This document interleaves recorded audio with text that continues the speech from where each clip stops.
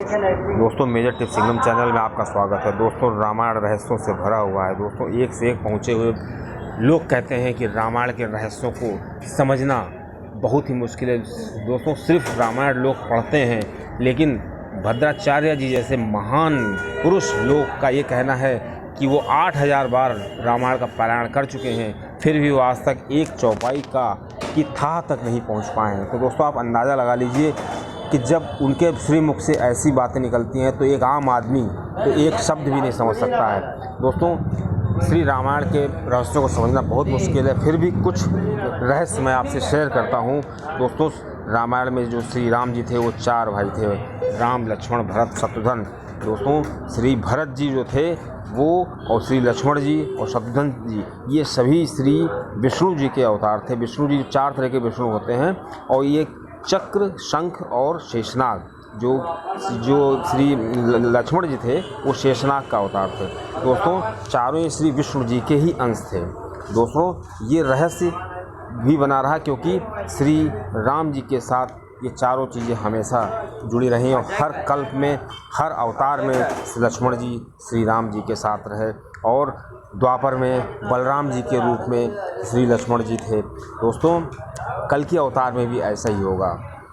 दोस्तों बहुत कम लोग जानते हैं कि श्री राम जी की एक बड़ी बहन भी थी जिसका नाम शांता था।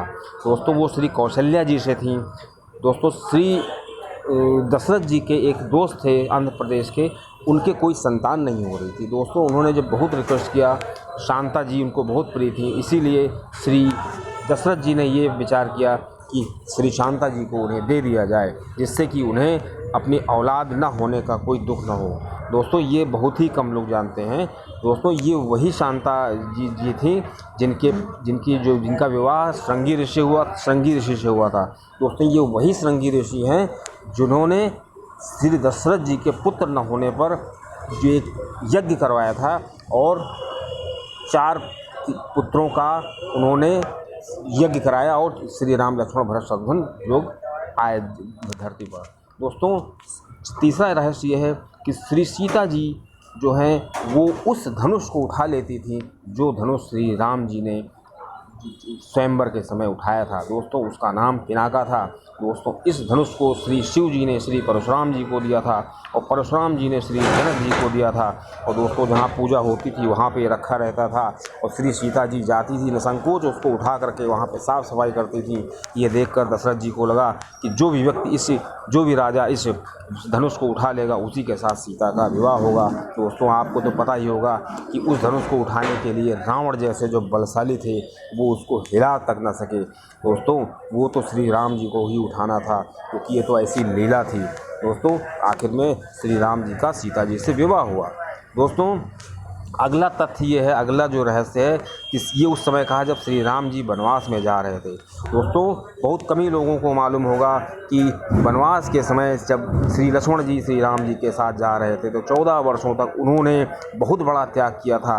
और दोस्तों श्री राम जी को इसलिए बहुत गर्व था। वो त्याग इस तरह था कि 14 वर्षों तक श्री लक्ष्मण जी ने स्त्री का मुँह नहीं देखा था, खाना नहीं खाया था और नींद की एक क्षण भी नहीं ली थी। दोस्तों अब आप कोई विश्वास नहीं करेगा कि वो कोई 14 वर्षों तक नहीं सोएगा।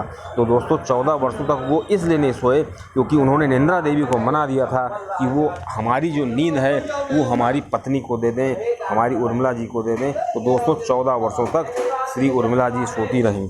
दोस्तों ये एक बहुत बड़ा रहस्य है क्योंकि इसका एक ये भी कारण था कि अगर वो ऐसा न करते तो कुंभकर्ण को मारना बहुत मुश्किल था, क्योंकि कुंभकर्ण बहुत बलशाली था। उसको ये वरदान था कि उसको वही मार सकता है जो 14 वर्षों तक स्त्री का मुँह न देखे और 14 वर्षों तक सोए नहीं।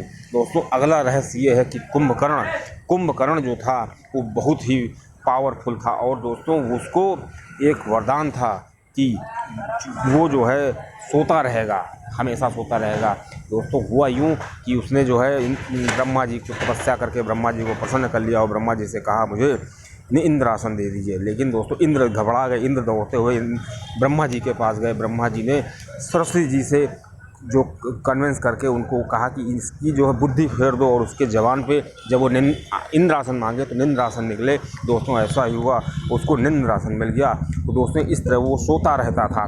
लेकिन रावण की विनती पर ब्रह्मा जी ने उसे 2 दिन का छूट दी थी कि 2 दिन ये उठ करके खाना वाना खा सकता है। दोस्तों अगला रहस्य है कि सभी लोग जानते हैं रावण बहुत पराक्रमी और बलशाली था। वो बहुत बड़ा योद्धा भी था, बहुत बड़ा पंडित था, लेकिन दोस्तों वो बहुत बड़ा वीणा वादक भी था। उसको संगीत से बहुत प्रेम था, लेकिन वो उसको तवज्जो नहीं देता था। उसके जो रथ थे उसके ध्वज पे वीणा का चिन्ह मिलता है। इससे लगता है कि वो काफ़ी वीणा को बहुत प्रिय था और संगीत का बहुत प्रेमी था। दोस्तों अगला रहस्य ये है कि जो श्री लक्ष्मण जी थे उन्होंने श्री राम जी की बहुत सेवा की और ज़िंदगी भर उनकी सेवा करते रहे, लेकिन आखिर समय में श्री राम जी ने लक्ष्मण जी को मृत्युदंड दिया था। दोस्तों उसका ये कारण था कि जब श्री राम जी रावण को मार करके अयोध्या वापस आए और अपनी प्रजा का संचालन करने लगे, सीता जी को वनवास हो गया। दोस्तों उसके बाद क्या हुआ, जब श्री राम जी का अंतिम समय आया तो दोस्तों बैकुंठ धाम जाने की जब तैयारी हुई, उनका समय पूरा हुआ, तो यमराज जी मिलने आए श्री राम जी से और श्री राम जी से कहा मुझे आपसे अकेले में बात करनी है दोस्तों, लेकिन एक शर्त है कि यहाँ हमारे आपके अलावा कोई तीसरा नहीं होगा।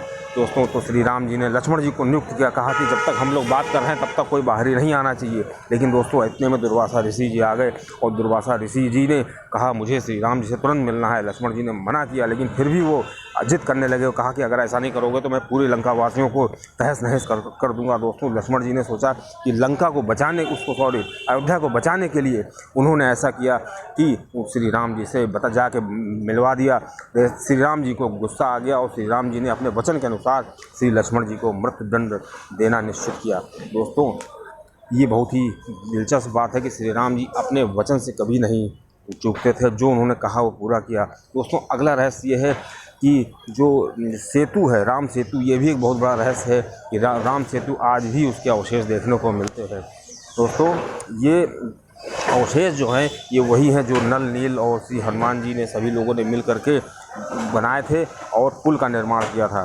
दोस्तों श्री राम जी ने अंतिम समय में अयोध्या में जो सरयू नदी है उसमें जो है डुबकी लगा करके अपने प्राणों का अंत किया। दोस्तों इस तरह से ये तो कुछ रहस्य हैं।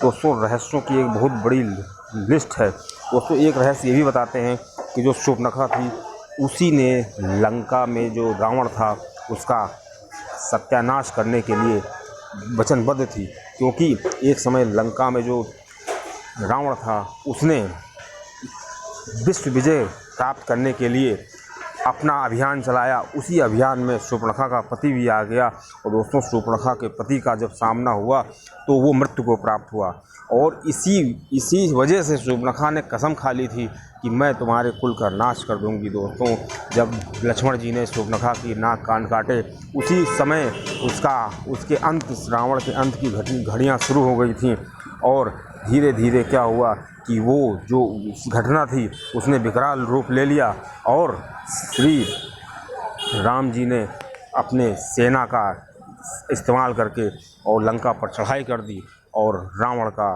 विनाश कर दिया। दोस्तों ये जो घटनाएं हैं ये कोई मामूली घटनाएं नहीं हैं, ये सब रामायण की बातें हैं। दोस्तों आपको चैनल अच्छा लगे ज़रूर सब्सक्राइब करिएगा।